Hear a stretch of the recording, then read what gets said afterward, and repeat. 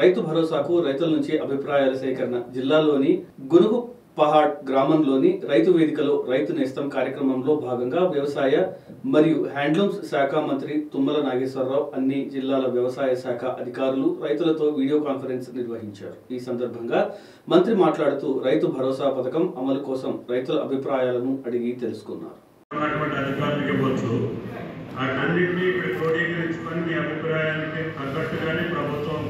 ముందు కొనసాగుతుందని చెప్పి పథకాల పట్ల మీ అభిప్రాయాన్ని ఇచ్చినందుకు మీ అందరికీ కూడా ధన్యవాదాలు తెలియజేస్తూ, ఏది కూడా ఇంతవరకు ప్రభుత్వం నిర్ణయం చేయలేదు।